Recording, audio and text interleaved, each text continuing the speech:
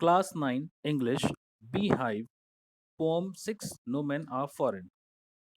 Remember, no men are strange, no countries foreign. Beneath all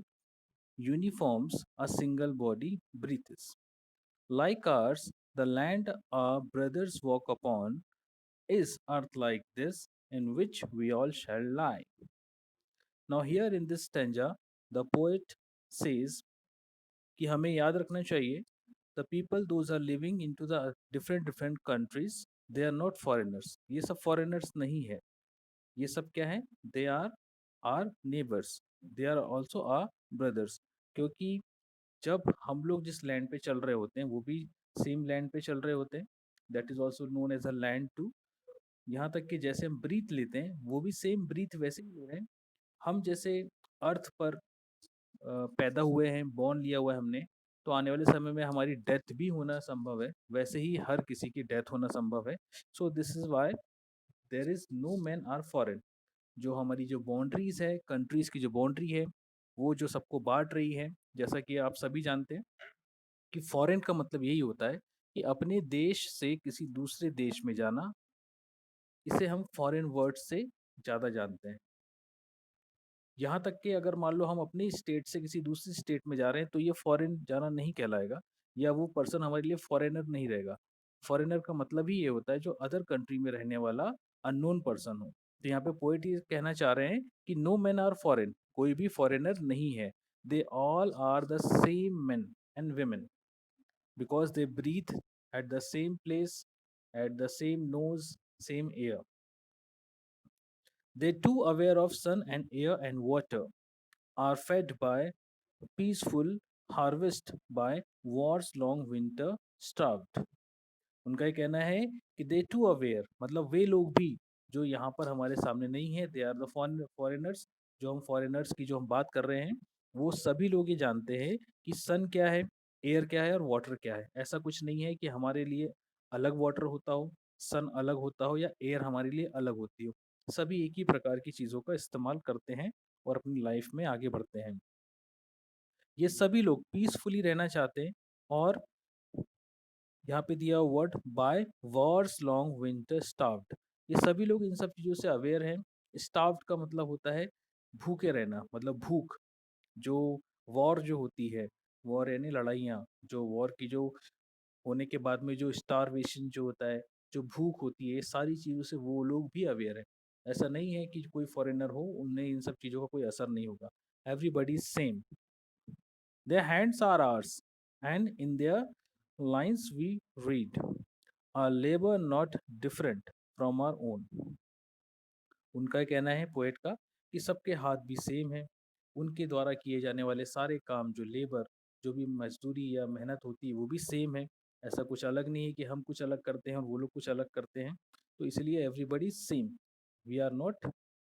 separated we are together Remember, they have eyes like ours that wake or sleep, and strength that can be one. यहाँ पे कहा जा रहा है कि याद रहे कि उनके पास में भी वैसी आंखें हैं जैसे कि हमारे पास में है वो भी सोती है जागती है और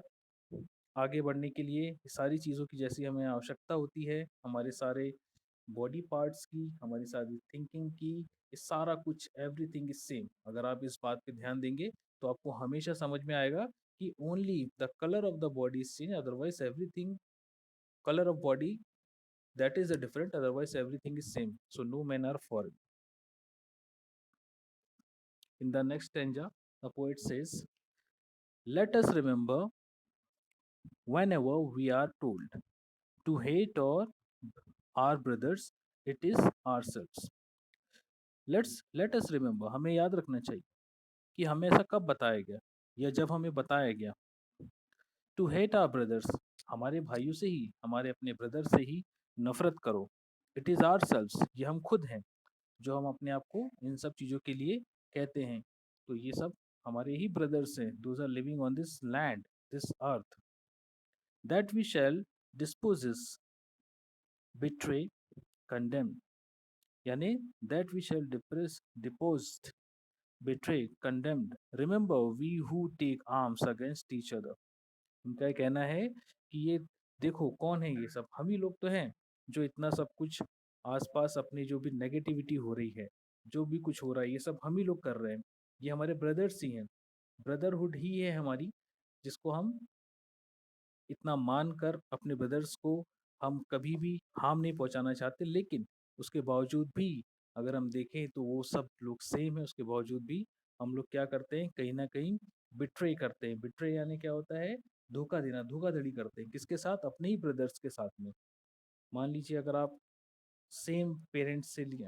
आपने बॉर्न किया हुआ हो, तो आपके ब्रदर्स हैं, आप डेफिनेटली उनके लिए ज़्यादा कुछ सोचोगे। So same the people are living around us, बिल्कुल वैसे ही लोग हमारे आसपास रह रहे होते हैं। Only the matter of relation of your thinking. तो हमें ऐसा नहीं सोचना है, they all are our brothers. It is the human earth that we defile, are hells of fire and dust outrage is outrage the innocence of air that is everywhere our own. Remember, no men are foreign and no country is strange. यहाँ पे जो poet है, जो सारा सार ये कहना चाहते हैं, हमेशा कहना चाहते हैं कि जो ह्यूमैनिटी है वही इस अर्थ पर रह रही है, और हमें ह्यूमैनिटी के साथ ही रहना चाहिए। और हम देख रहे हैं कि हमारे आसपास जो भी कुछ गलत या बुरा हो रहा है, हमें उन सब चीज़ों को रोकना चाहिए, क्योंकि हम सेम ब्रीथ कर रहे हैं, सेम एयर ले रहे हैं, सेम वाटर कर रहे हैं, वाटर ले रहे हैं, पी रहे हैं, है ना? इसी वजह से नो मैन आर फॉरेन, कोई भी फॉरेनर नहीं है, कोई भी हमसे अलग नहीं है। एंड नो कंट्री स्ट्रेंज, और कोई भी ऐसी कंट्री जो नहीं है जो कि हमसे अलग है, स्ट्रेंज है, डिफरेंट है। सभी कुछ एक ही है। Those are living the creature, the humanity, those are living on this earth, they are same, and we are all brothers and sisters.